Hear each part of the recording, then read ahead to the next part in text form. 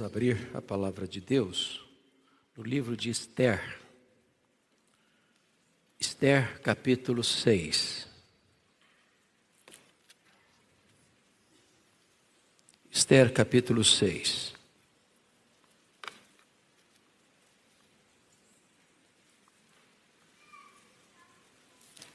Esther fica antes de Jó e depois de Neemias, para facilitar.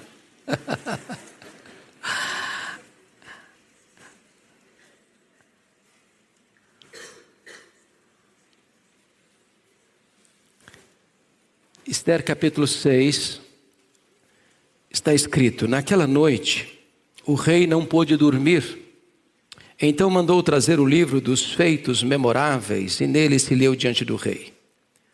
Achou-se escrito que Mordecai é quem havia denunciado a Bigtã e a Teres, os dois eunucos do rei, guardas da porta, que tinham procurado matar o rei Assuero.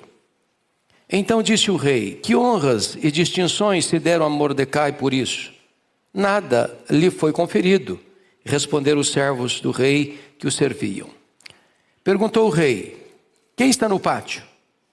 Ora, Amã tinha entrado no pátio exterior da casa do rei, para dizer ao rei que se enforcasse a Mordecai na forca que ele, Amã, lhe tinha preparado. Os servos do rei lhe disseram: Amã está no pátio. Disse o rei que entrasse. Então entrou Amã. O rei lhe disse: que se fará ao homem a quem o rei deseja honrar? Então Amã disse consigo mesmo: de quem se agradaria o rei mais do que de mim para honrá-lo? E respondeu ao rei: quanto ao homem a quem agrada o rei honrá-lo, tragam-se as vestes reais que o rei costuma usar, e o cavalo em que o rei costuma andar montado, e tenha na cabeça a coroa real. Entreguem-se as vestes e o cavalo às mãos dos mais nobres príncipes do rei, e vistam delas aquele a quem o rei deseja honrar. Levem-no a cavalo pela praça da cidade, e diante dele apregoem: assim se faz ao homem a quem o rei deseja honrar. Então disse o rei a Amã: apressa-te, toma as vestes e o cavalo, como disseste, e faze assim para com o judeu Mordecai, que está sentado à porta do rei, e não omitas coisa alguma, ou coisa nenhuma de tudo quanto disseste. Amã tomou as vestes e o cavalo, vestiu a Mordecai e o levou a cavalo pela praça da cidade e apregoou diante dele: assim se faz ao homem a quem o rei deseja honrar. Depois disso, Mordecai voltou para a porta do rei. Porém Amã se retirou correndo para casa, angustiado e de cabeça coberta. Contou Amã a Zeres, sua mulher, e a todos os seus amigos tudo quanto lhe tinha sucedido. Então os seus sábios e Zeres, sua mulher, lhe disseram: se Mordecai, perante o qual já começaste a cair, é da descendência dos judeus, não prevalecerás contra ele, antes certamente cairás diante dele. Falavam estes ainda com ele quando chegaram os eunucos do rei e apressadamente levaram Amã ao banquete que Esther preparara. Meus amados, eu gostaria de meditar com vocês sobre o tema: a mão invisível da providência de Deus. Frederico o Grande, rei prussiano do século XVIII, pediu a um membro de sua corte uma prova cabal da existência de Deus. A resposta foi: a existência dos judeus, majestade. A existência dos judeus. A história do povo hebreu, hoje mais conhecida a história do povo judeu, tem sido uma história dramática desde o seu começo. Povo que viveu escravo no Egito, e Faraó tentou iluminar esse povo, matando as crianças. Israel tomou posse da terra, mas foi acossado pelos inimigos constantemente durante séculos. Israel viveu sob o domínio do Império Assírio, as 10 tribos do norte, sob o domínio do Império Babilônico, as 2 tribos do sul, mais tarde sob o domínio dos Medo-Persas, em seguida sob o domínio dos gregos, em seguida sob o domínio dos Ptolomeus ou dos Seleucidas, em seguida sob o domínio dos romanos. No ano 70, Jerusalém foi destruída, Tito Flávio arrasou o templo e dispersou os judeus por uma longa, dramática dispersão do ano 70 até o ano de 1948, quando Israel retorna ao seu território. Mas nesse ínterim, Israel sofre dramaticamente o Holocausto. Na Segunda Guerra Mundial, com Hitler, 6 milhões de judeus assassinados, com requinte de crueldade. Mais recentemente, vimos o ataque do Hamas, um grupo terrorista, que invade Israel de maneira truculenta e mata crianças, velhos, homens, mulheres, sequestram tantos outros. Ontem vimos o ataque do Irã ao território de Israel, com drones e mísseis, talvez iniciando uma escalada de guerra no Oriente, que nós não sabemos ainda as proporções e as consequências. E esse texto de Esther retrata a história do povo de Israel, que está agora no exílio, o exílio persa. E aqui é uma tentativa de extermínio do povo judeu, uma trama de Amã, que era um homem de confiança e o maioral dos príncipes da Pérsia, nomeado pelo próprio rei Xerxes I, ou Artaxerxes, ou melhor, Assuero, ou Xerxes I. E aqui eu gostaria de trazer um panorama antes de entrar no texto para ver a mão invisível da providência. O livro de Esther, portanto, descreve o povo judeu nesse exílio, sob o domínio persa. Ciro, Dario I, Xerxes, Artaxerxes, Dario II. O livro de Esther é muito curioso porque ele não traz o nome de Deus. Nos seus 10 capítulos, o nome de Deus não é mencionado. Deus está oculto, porém não ausente. O nome de Deus não aparece, mas o dedo de Deus sim. A providência de Deus sim. Esse livro também não é citado no Novo Testamento, nenhuma vez. A Bíblia nos informa então a saga do povo de Israel, os exilados na Pérsia, neste livro. Esse rei aqui mencionado, o rei Assuero, também conhecido como Xerxes I, governou no período de 486 a 465, portanto ele governou 21 anos. E o livro começa quando Assuero dá um banquete, muito inusitado e muito estranho inclusive, porque ele dá um banquete de 180 dias, 6 meses, convocando os príncipes da Pérsia. E por que ele dá esse banquete tão longo, tão farto? Os bastidores nos mostram que ele estava preparando os seus príncipes, os seus nobres, para mostrar a riqueza, o poder da Pérsia, porque o seu pai, Dario I, havia sofrido uma derrota vergonhosa para os gregos, e ele queria revanche. E ele queria mostrar então aos príncipes o poder da Pérsia, a riqueza da Pérsia, para encorajá-los a se envolverem numa outra guerra, aquilo que nós chamamos de guerra de Salamina, que aconteceu em 480, e ele, Xerxes I, o Assuero, sofre uma derrota fragorosa também nessa batalha de Salamina. A Bíblia diz que no final desse banquete, já bêbado, ele manda os eunucos trazer a rainha Vasti, apenas trajada da coroa real, para revelar aos príncipes a sua beleza. Alguns rabinos acreditam até que a única indumentária que a rainha Vasti deveria trazer era a coroa sobre a cabeça. E a rainha Vasti recusou-se a atender a uma ordem do homem mais poderoso da época. Ela não foi. E então, Xerxes I, o Assuero, que era um homem inseguro, e vocês vão perceber isso em toda a história dele, ele não tomava decisões sem buscar conselhos de outros, ele não tinha capacidade de tomar as decisões por si mesmo. Consultou os seus conselheiros e eles disseram: se você não fizer alguma coisa e não depuser essa mulher, essa rainha, em toda a província, em todas as províncias, em todo o império, as mulheres não vão mais obedecer a seus maridos. E vai ser uma confusão geral. Então ele depôs a rainha Vasti.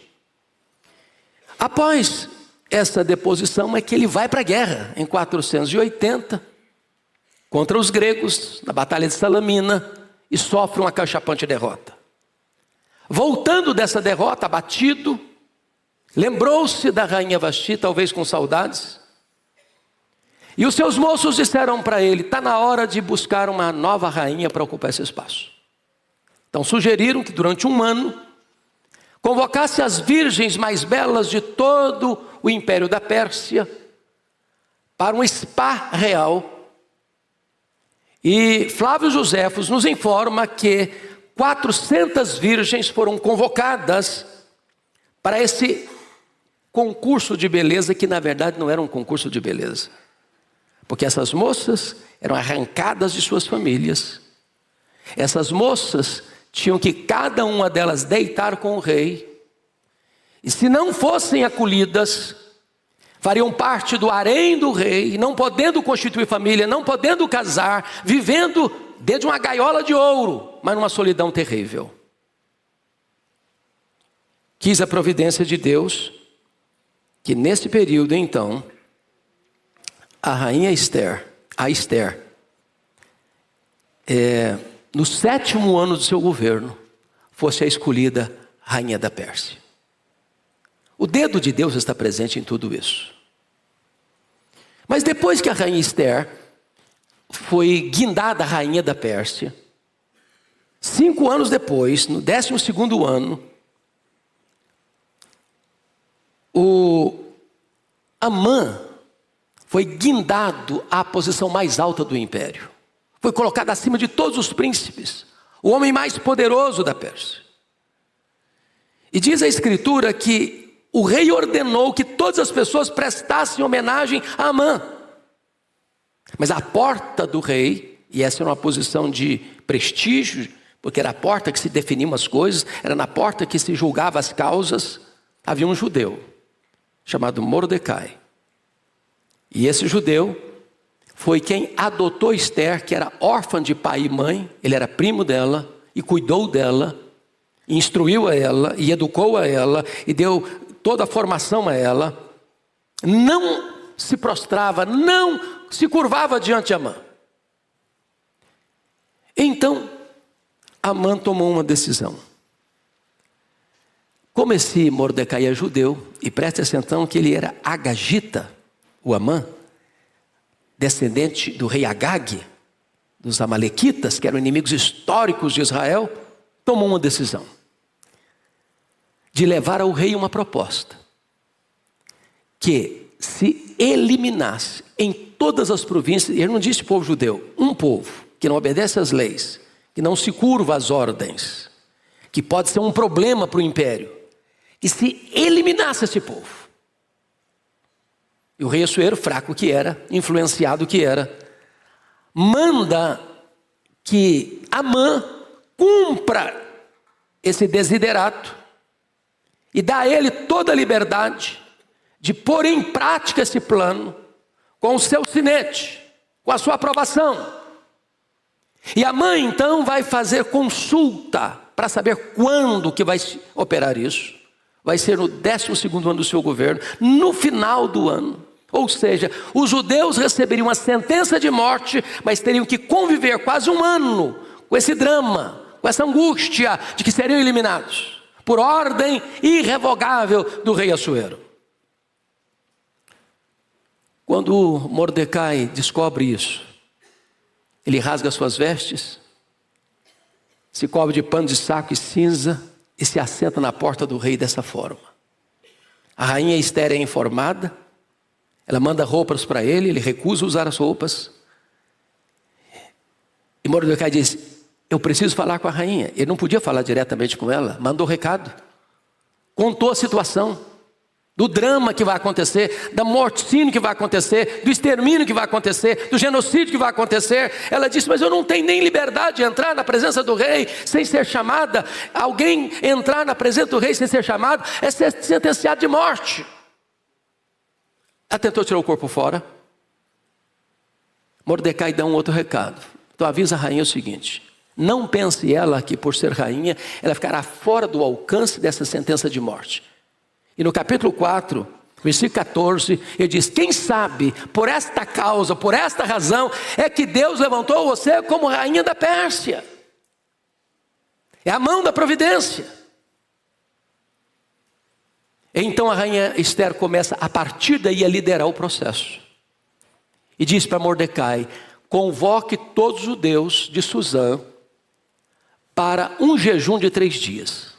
Eu e as minhas servas jejuaremos 3 dias, e então eu me apresentarei ao rei. Se perecer, pereci. Eu vou me arriscar. Após os 3 dias de jejum, Esther vai ao rei, e o rei a acolhe e a recebe e pergunta: o que tens, Esther? O que pedes? Ainda que seja metade do reino, eu te darei.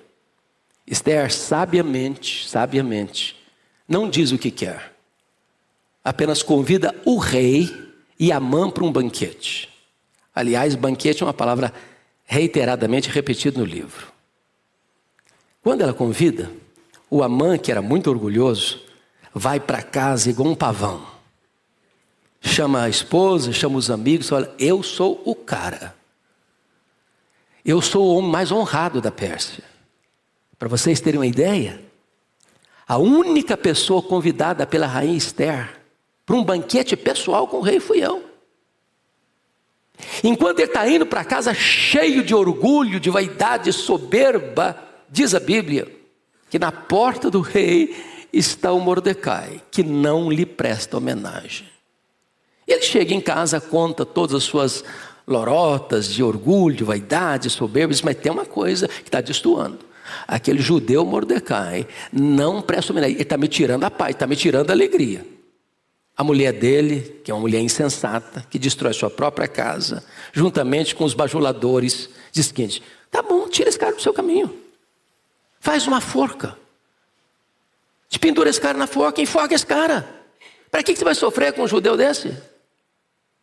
Aliás, o povo judeu está todo sentenciado de morte. Você faz a forca, já que o rei autorizou a matança de todos os judeus, de todo o império, ele não vai criar nenhuma dificuldade, você mata isso aqui, ué. E naquela noite, o Amã passou construindo uma forca de 50 côvados, de 23 metros, praticamente um prédio de 8 andares, uma coisa maluca. Ele queria exposição total. E quando amanheceu o dia, ele corre para o palácio, porque queria ser o primeiro a ser atendido em audiência, para pedir o enforcamento de Mordecai. Aí entra o nosso texto. E eu queria chamar a sua atenção para alguns pontos da providência de Deus. Primeiro, uma insônia providencial. Versículo 1: naquela noite o rei não pôde dormir. Preste atenção, naquela noite. Que noite? Que noite? A noite em que o Mordecai estava marcado para morrer. A última volta do ponteiro. O último momento. Deus é especialista em agir na última hora, não é verdade? É na 4ª vigília. É quando os recursos humanos já acabaram. É quando você não vê mais saída. É quando parece que a derrota está lavrada de forma irreversível. Naquela noite, é a noite que Deus age. Talvez na sua vida tem coisas que você diz: meu Deus, não tem mais jeito, agora a coisa já desandou, agora não tem mais saída, não tem mais solução, não tem mais possibilidade, pois Deus é poderoso para agir nessa hora. Agora veja bem, também o fato acontece com a pessoa certa, o rei. Naquela noite o rei não pôde dormir. Não foi outra pessoa que não pôde dormir, não. Foi o rei. Que noite era aquela? Foi a noite que ele teve o primeiro banquete com a rainha. Ele sai do banquete da rainha, vai para os seus aposentos e não dorme. Uma insônia. Ele podia ter buscado tantas outras diversões, ele tinha tanta coisa a seu favor e à sua disposição, mas note o texto, naquela noite mandou trazer o livro dos feitos memoráveis, e nele se lê diante do rei. Ele está querendo escutar a leitura de um livro. Olha a providência outra vez. Mas que livro é levado a ele? Aqui está outra providência, o livro dos feitos memoráveis, podia ser outro livro. Olha a mão de Deus, olha o dedo de Deus. E o que se lê nesse livro? Versículo 2. Achou-se escrito que Mordecai é quem havia denunciado a Bigtã e a Teres, os dois eunucos do rei, guardas da porta, que tinham procurado matar o rei Assuero.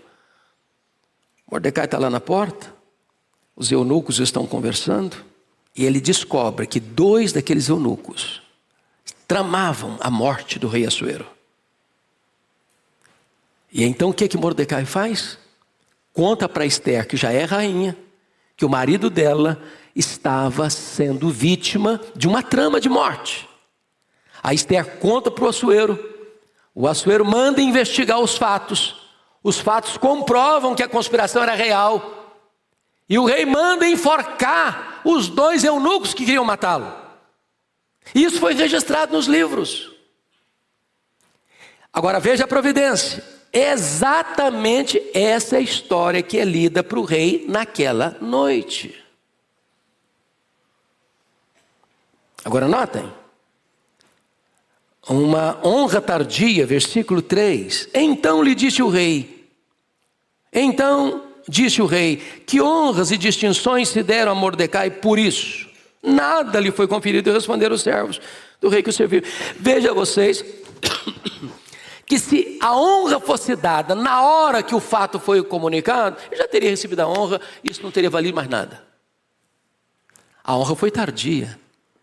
A mão invisível da providência. Essa honra tinha que ser dada na hora certa, na hora H. Providência de Deus. Agora notem comigo. Uma recompensa na hora certa, porque o versos 4 e 5 diz, perguntou o rei, quem está no pátio? Vejam vocês, está de madrugada, o dia está amanhecendo ainda. O Amã apressadamente foi para lá, para pedir o rei para matar o cara enforcado. E tinha que ser Amã que estava no pátio, porque se tivesse qualquer outra pessoa, o rei mandaria honrar Mordecai, usando uma outra pessoa para andar com ele, com o cavalo, com as roupas, com a coroa, com tudo. Não, tinha que ser o Amã. E quando o rei perguntou, tem alguém no pátio? Responderam, o Amã está aí. Eu acho que quando o rei mandou o Amã entrar, ele entrou igual um pavão de novo. Puxa vida, eu sou o cara mesmo. Eu não posso nem botar o pé no palácio, que o rei quer me ver, a rainha quer me ver, eu sou o cara mesmo. E aí o rei faz uma pergunta para o Amã, que é orgulhoso, que é soberbo, e disse, o Amã, o que se faz ao homem a quem o rei resolveu honrar? Vejam vocês. O Amã pensou assim, não tem ninguém nesse mundo melhor do que eu para o rei honrar. Eu sou o cara, ele está falando de mim. Ele já me pôs acima de todos. A rainha já me convida para jantar com o rei. Não pode ter outro, ele sou eu mesmo. Aí eu botou a régua lá em cima. Bom, eu acho que o rei, o homem que o senhor quer honrar, deveria fazer o seguinte, ter as vestes do rei, ter a coroa do rei, ter o cavalo do rei.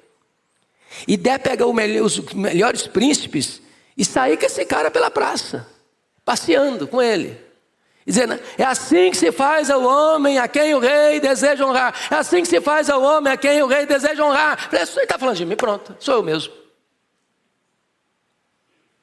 Então o rei Assuero disse, pois bem, Amã, então você vai fazer exatamente isso, vou seguir rigorosamente o seu conselho.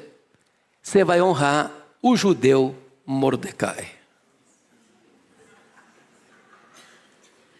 Mas isso é ironia divina. Deus está mudando o placar do jogo. Deus está virando a mesa da história. Aquilo que você pensa que é a última noite da sua vida pode ser o começo da sua honra. Louvado seja Deus. O narrador bíblico não menciona a reação imediata de Amã. Eu fico imaginando o terremoto dentro da alma dele. Ele cumpre cabalmente. Pega o Mordecai, veste com as roupas reais, bota a coroa na cabeça dele, pega o cavalo do rei, monta o Amã e sai andando e falando. É assim que se faz ao homem a quem o rei deseja honrar. Mas aí você vê uma coisa tremenda. Tremenda. A humilhação dele, a perplexidade dele. Mas, versículo 12, confira aí comigo. Que humildade, irmãos, é uma coisa impressionante. Depois disso, Mordecai voltou para a porta do rei. Mordecai agora, se fosse igual a Amã, diz: agora não vou ficar na porta mais, agora vou entrar para dentro do palácio. Agora eu vou sentar com o rei, agora eu sou o cara. Não, ele volta para a mesma posição. O fato de você ser honrado não muda o seu caráter. Você é a mesma pessoa. Humilde.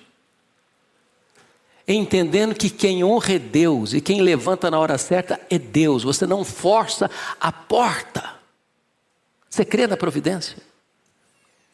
Mas o que acontece com a situação do Amã? Confira comigo o versículo 12 na parte B, que diz assim: porém Amã se retirou correndo para casa, angustiado de cabeça coberta. E contou Amã a Zera e sua mulher, a todos os seus amigos, tudo quanto lhe tinha sucedido. Meus irmãos, como em 24 horas o destino de uma pessoa muda. E despenca das alturas para as profundezas. Ele estava no topo da pirâmide, cai lá na base. Quem estava lá na base, ascende ao topo. A mão invisível da providência. E a mesma mulher e os mesmos conselheiros que disseram para ele: faz uma forca, mata o Mordecai. Agora dizem para ele assim: olha, se esse cara é judeu, e se você teve que passear com ele pela capital Suzã, mostrando que é o homem que o rei quis honrar, você já começou a cair diante dele. Você não vai prosperar. Não vai prosperar. Bom, mas no primeiro banquete, a Esther não contou nada para o rei. Preste atenção na sabedoria da Esther. Às vezes, tem a hora certa de falar. Se você fala a coisa certa na hora errada, o resultado não é bom. Então, no primeiro banquete foi só suspense. Só suspense. O rei, se você realmente quer me atender, eu convido você para um segundo banquete amanhã. Você e o Amã. O Amã está nesse desespero lá na família dele, com um vaticínio, com a profecia da própria família de que ele vai cair. Quando chegam os eunucos apressados para buscá-lo para o segundo banquete. É a tentativa de alívio, quem sabe esse destino mude. E quando chega no segundo banquete, então Assuero pergunta para Esther assim: ô Esther, o que você está pedindo? Qual é o seu pedido? Você fez tanto suspense até agora, o que é? Qual é a sua causa? E diz a Bíblia que ela responde no capítulo 7, verso 3 assim: se perante ti, ó rei, achei favor, e se bem parecer ao rei, desse-me por minha petição a minha vida, e pelo meu desejo, a vida do meu povo. Porque fomos vendidos, eu e o meu povo, para nos destruírem, matarem, aniquilarem de vez. É um choque. Porque a essas alturas, ninguém sabe, a não ser o Mordecai e Esther, qual é a origem de Esther? Ela é judia. O rei não sabe. O Amã não sabe. E agora o rei está encrencado porque o próprio rei, sugestionado por Amã, tinha baixado um decreto em que todos os judeus seriam exterminados. Isso alcançaria a própria mulher dele, a própria rainha da Pérsia. E ele começa a entrar, certamente, numa espécie de pânico, porque agora ele mesmo tinha assinado, ele tinha autorizado, e a lei persa era irrevogável, era maior que o rei não podia desfazer uma lei que ele mesmo tinha feito. Mas preste atenção na expressão de Esther: fomos vendidos, viramos mercadoria. Qual foi a promessa de Amã ao rei? Pagar 10.000 talentos de prata, 350 mil quilos de prata. A intenção do Amã não era apenas matar os judeus, mas saquear os bens dos judeus e transferir esses recursos para os cofres da Pérsia. Diante desse fato, meus irmãos, a reação do rei está aí no versículo 5.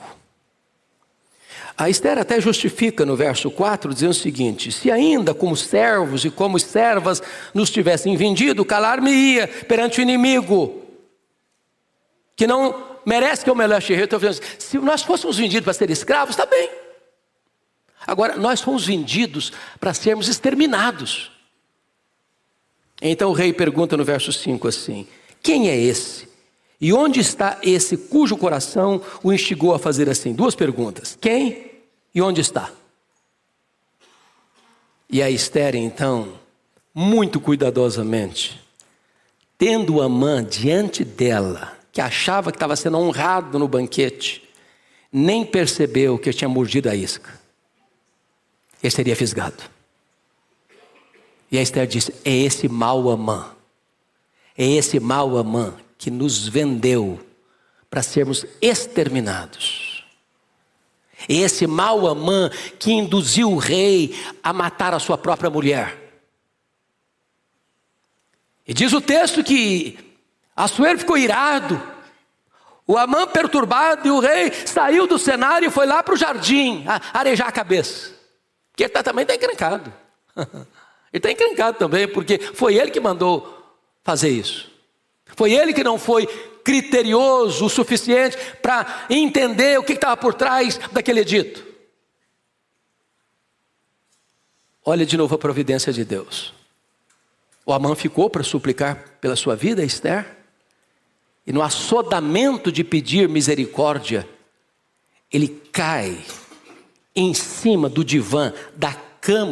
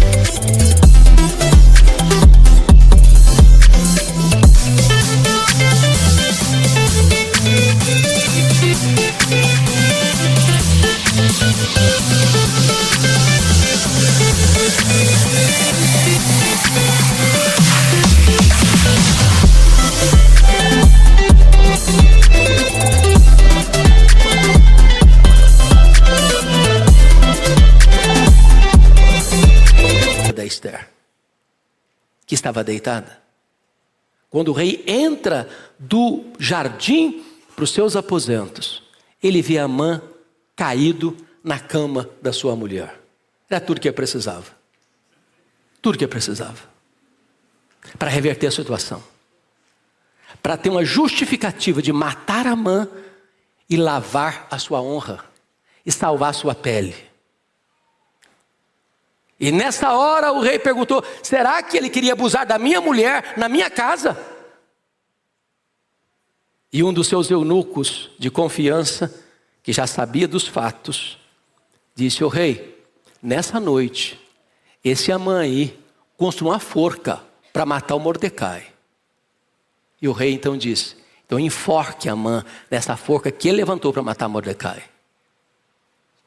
E assim aplacou a ira do rei.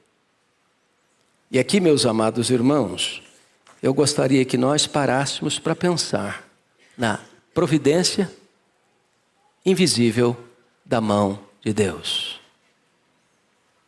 Para poupar Esther, para poupar Mordecai, para poupar o povo de Deus, o povo de Israel. Sabe por quê? Porque tem uma profecia de que o Messias viria desse povo.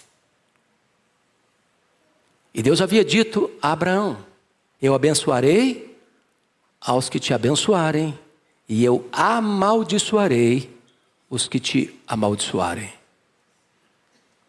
E contra Deus, ninguém prevalece. Contra Deus, ninguém ganha a batalha. Amã enforcado, seus 10 filhos são mortos e enforcados. As riquezas de Amã passam para os judeus. O Mordecai ocupa o lugar que Amã ocupava. Assuero baixa um novo decreto, porque o primeiro não pode ser revogado, mas pode fazer um novo, para que os judeus se defendam. E os judeus então ganham essa batalha. E se estabelece uma festa que até hoje é comemorada em Israel. A festa do Purim, a festa do grande livramento da morte. Deus virou a mesa. Deus mudou o placar do jogo. Esta é a vitória da mão invisível de Deus. Esta mão está presente na sua, na minha, na nossa vida ainda hoje. Peço a você que se levante e abra a Bíblia comigo em Romanos 8, 28. Porque é o resumo, penso eu, do livro de Esther. É a essência da providência de Deus. E vamos ler a uma só voz, com total eloquência, este verso das Escrituras. Vamos lá? Sabemos que todas as coisas cooperam para o bem daqueles que amam a Deus, daqueles que são chamados segundo o seu propósito. Que Deus os abençoe. Amém.